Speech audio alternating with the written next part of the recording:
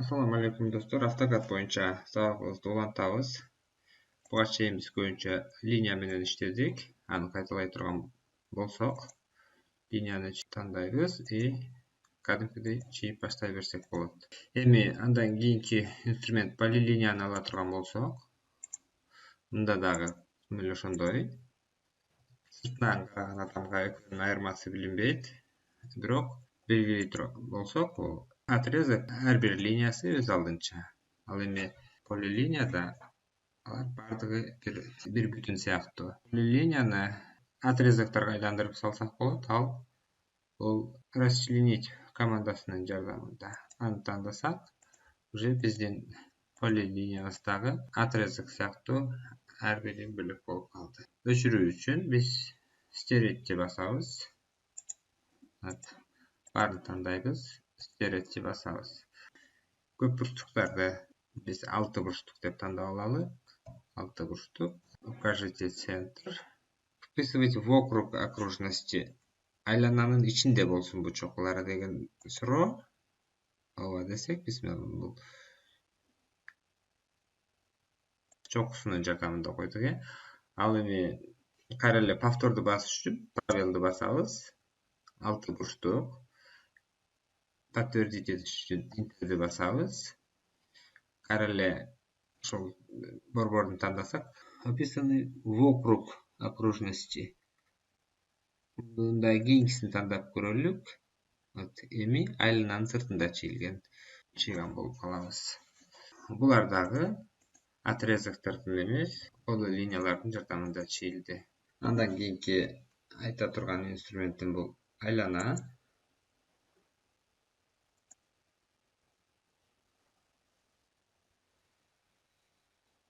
Бул болсо дуга.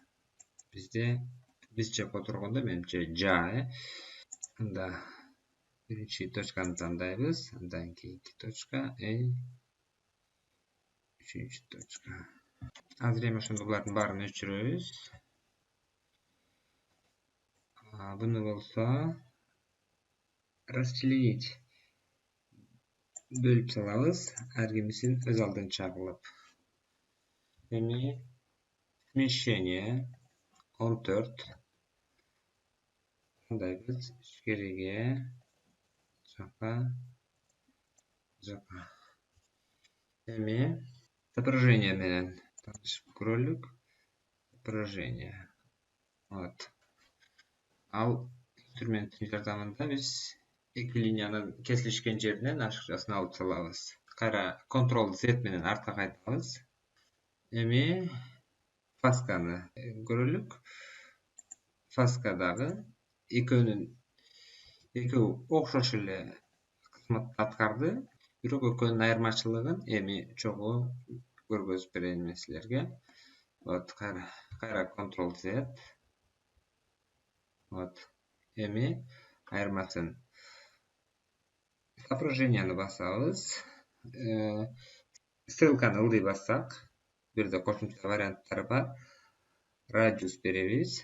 Радиусту биз, мисалы үчүн, клавиатурадан терсек дагы болот, же экрандан эле көргөзүп койсок болот. Мисалы үчүн, мына аралыктан ушул аралыкка чейин деп радиусту ошончо көргөздүк.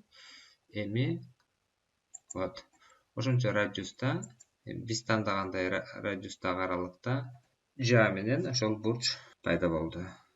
Эми фасканы текшеребиз. Ссылканы ылдый басабыз. Длина. Первая длина фаска деп атат. Бул жерге биз 50 деп жазалык. Вторая линия фасканы биз болсо канча дейлик? 25 дейлик, 25. Эми первый отрезокты тандайбыз и кийинки отрезокты тандайбыз. Ошондо бизге түшүнүктүү болду, Бул жагы соображать эттик, бул жагы фаска. Кайрадан өчүрүп салабыз буларды. Эми болсо обрезать менен удлинить командалары менен таанышабыз. Тандап алабыз. Баарын тандап алалык. Эми удлинитти басабыз. Буну бассак узарып жатат. Bunu basabız, bunu basabız. Эми кайрадан эле тандайбыз. Обрезать басабыз. Мынаны басып, ошол кесилишкен жерден кесип алынып салынат. Эми бул эки команда тең бири-бирине муктаж эмес.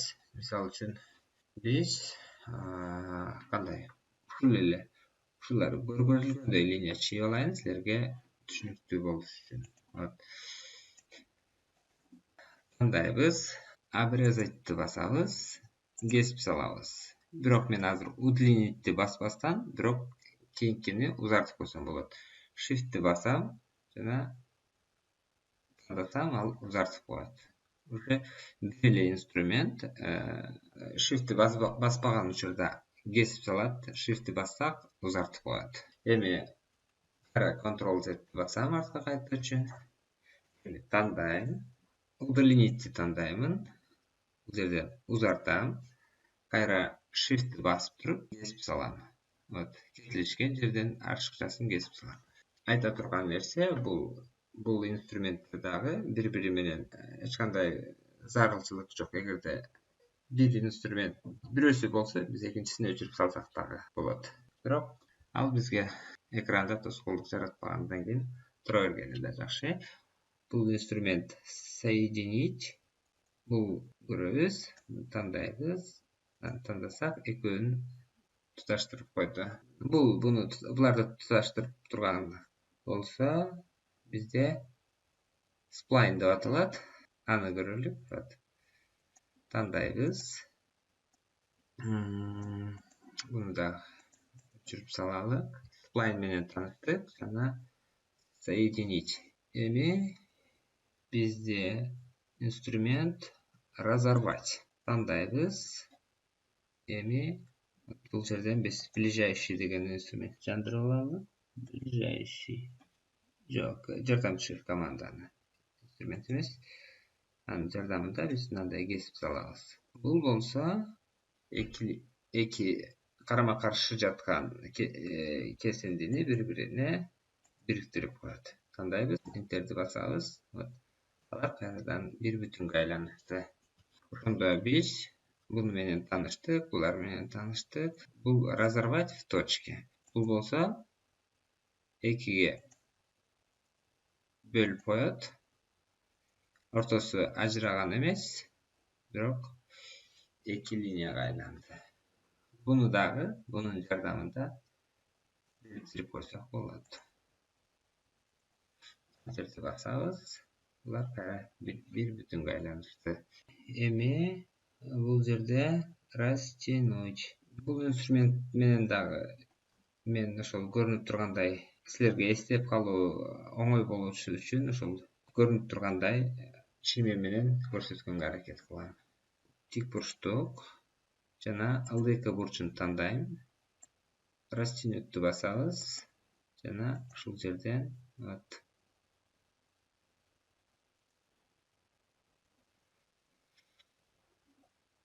биз тандаган чокулары менен гана, мисалы үчүн бул жерде эгерде биз үстүнкү чокуну кошо тандасак, анда ал да кошо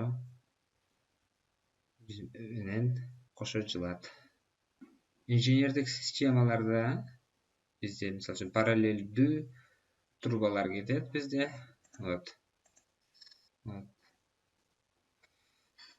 Эми ушундай учурда биз мына жерди белгилейбиз дагы. Растянютту басабыз. Кадимкидей бирден тандабастан эле бардык трубаларды ордунан жылдырып кое алабыз. Бул жагын тандайбыз. Растянютту басабыз. Мына ушундай. Эми бул жагын тандайбыз дагы. Кайра акыркы команданы кайталоо үчүн пробелди басабыз. Закат жазып коет. Масштаб бул чоңойтуу. Эки эсе чоңойто турган болсок, биз тандайбыз. Масштаб базовая точканы тандайбыз. Эки эсе чоңойтабыз. Эми повернуть тандайбыз. жардамында буруп койсок болот. Андан кийинки переместить жылдыруу тандайбыз. Ордунан жылдырабыз. Бул жерде биз кийинки инструмент прямоугольник массив. Массивти тандайбыз. Этерди басабыз. Эми стрелканы ылдый басабыз. Количество столбецтердин саны бизде 6 болсун. Количество строкалар болсо 4 болсун. 3 боло берсин. Интервалды тандайбыз. 6000 деп жазабыз. 4000 деп жазалык. Мына ушинтип колонналарды оңой эле бирден чийбестен бирөөнү эле чийип, калгандарын ошонун жардамында көбөйтө алабыз. Ошол эле учурда бул инструмент дагы көп. Көрүп турганыңардай линейный массив, прямоугольный массив жана круговой массив. Азыр биз силер менен круговойду дагы круг ушул жерге эле круговой массивти тандайбыз. Центрде болсо биз ушул жерди тандайлык, центр деп. Эми угол заполненияны болсо биз 360 эмес, 180 градус дейбиз. Эми объекттердин санын болсо биз 12 дейлик. Эми алыстап көрөлүк. Өзүңөр азыр эле байкагандай мен 180 градус дедим. Кайрадан аны угол заполненияны өзгөртсөк 360 градуска. Анда бизде мына ушул 12 мына саат сыяктуу 12 тегерек 360 градусту толтуруп калды. Круговой массив көргөздүк. Эми бул жерден сплайн ушул жол дейли, жолду бойлото дарак эгишибиз керек. Бул эми кичинекей мисал эми тандайбыз. Массив по траектории. Бул жерде выберите объект тандайбыз. Интерди басабыз. Выберите криволинейный траекторию. Буну тандайбыз. Эми бул жерде аралыкты ал жерден да өзгөртсөк болот. Мына ушундай. Значит, бул бизде круговой массив, бул прямоугольный массив, бул болсо массив по траектория болду. Ошондо биз инструменттердин баары менен таанышып бүттүк. Буга чейин биз көчүргөнбүз, зеркалить эткенбиз, сместить эткенбиз, буларды үйрөндүк. Переместить эттик, повернуть эттик, масштабировать эттик, растянуть эттик, обрезать, удлинить менен кеңири тааныштык, жана булар менен да тааныштык. Демек, көз алдыңар боюнча буларды кайталасаңар болот. Инструмент рисованиялар боюнча дагы кийинки сабактарда бир нече жолу кайталайбыз жана буга чейин таанышпаган инструменттер менен таанышабыз. Албетте мен бул урокто абдан бир кызыктуу жагдайга токтолуп, ал жөнүндө кеңири түшүндүрүп берүүнү каалагам, бирок убакыт өтө көпкө созулуп, аны биз кийинки сабакка калтырабыз жана силер менен кийинки сабактарда көрүшкөнчө коштошобуз. Ассаламу алейкум.